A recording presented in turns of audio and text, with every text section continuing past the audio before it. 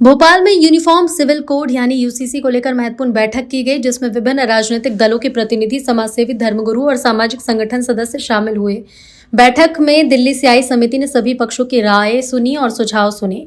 बैठक में रामेश्वर शर्मा ने कहा कि बीजेपी विधायक रामेश्वर शर्मा ने कहा कि यूसीसी देश में समान कानून की अवधारणा को मजबूत करेगा। उन्होंने कहा कि बाबा साहब डॉक्टर भीमराव अंबेडकर चाहते थे कि देश में एक समान कानून लागू हो। शर्मा ने समिति को लिखित और मौखिक सुझाव देते हुए कुछ कानूनों को सख्त बनाने और सजा के प्रावधान में बढ़ोतरी की मांग की और कहा कि जब देश का संविधान, झंडा और व्यवस्था एक है तो कानून भी एक होना चाहिए। आज भारतीय जनता पार्टी की तरफ से, हम लोगों की तरफ से माननीय जो यूसीसी आयोग का गठन किया गया है, जो सबके भावनाओं का सम्मान करते हुए सुनवाई कर रहा है, हमने यहाँ पर दिया है। मैं और भगवान दास सबनानी जी ने भी हमने लिखित में उस पर दस्तखत करके दिए हैं। कुछ बातें हमने मौखिक तौर पर सबनानी जी ने भी बताया है और हमने भी बताया कि कुछ कानूनों को और सख्त होने की ज़रूरत है, सज़ा को भी थोड़ा सा उसमें इजाफा करने की ज़रूरत है।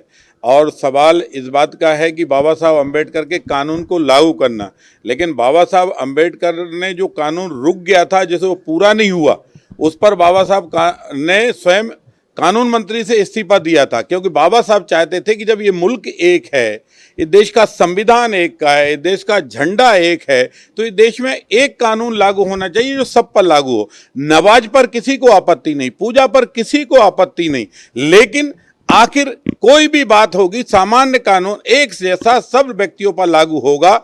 एक शादी हम करेंगे तो एक शादी दूसरा भी करे, क्योंकि अंतिम में कुल मिलाकर इस देश के बारे में जब ये कहते हैं कि देश में हमारा भी खून दिया है आज़ादी में, तो आज़ादी में खून देने का मतलब ये कतई नहीं होता है कि देश को आप ऐसा कर दो कि कल इस देश में कोई लोग रहना पसंद नहीं करे। कांग्रेस विधायक आरिफ मसूद ने समिति को धन्यवाद देते हुए कहा कि संविधान के अनुच्छेद 25 और 26 में धार्मिक स्वतंत्रता के अधिकार पहले से दिए गए। यूसीसी की आवश्यकता पर ऐसे में सवाल खड़े होते हैं। उन्होंने कहा कि यदि आदिवासी समुदाय को परंपरा के आधार पर अलग रखा जा रहा है तो समान नागरिक संहिता का सिद्धांत अधूरा रह जाता है। मसूद ने समिति से इस संबंध में स्पष्ट जवाब मांगा और कहा कि धार्मिक परंपरा में हस्तक्षेप संविधान की भावना के विपरीत होगा। देखिए, समिति ने बुलाया, धन्यवाद। और दो तीन बातें रामेश्वर शर्मा जी ने रखी अपनी तरफ से, तो दो बात तो अच्छी लगी। उन्होंने कहा कि हम चाहते हैं बाबा साहब के अम्बेडकर जी के संविधान को ही आगे बढ़ाया जाए, तो मेरे को बहुत खुशी हुई। मैंने कहा मुझे तो इस बात से बहुत खुशी है, क्योंकि हम तो चाहते ही हैं कि संविधान के दायरे में सब कुछ रहे। और जब आर्टिकल 25 और 26 दिया हुआ है तो फिर अमेंडमेंट की ज़रूरत क्या है? और फिर जब आप ट्राइबल को अलग करते हो तो यूसीसी कहाँ बचता है?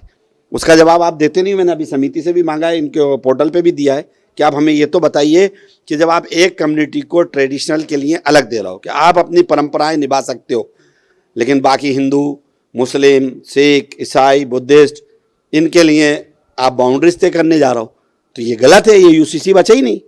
तो ये दोनों चीज़ें मैंने कही हैं और मैंने कहा कि मेहरबानी करके अगर आप अच्छा सुझाव भेज देंगे विधानसभा में तो हम लोगों को अच्छा लगेगा, नहीं तो फिर आप संविधान की धज्जियां खुद उड़ाएंगे, सब दिख रहा है। और यूसीसी का विरोध भी इसी बात का है कि आप रिलीजियस बाउंड्रीज किसी की भी ना तोड़ें।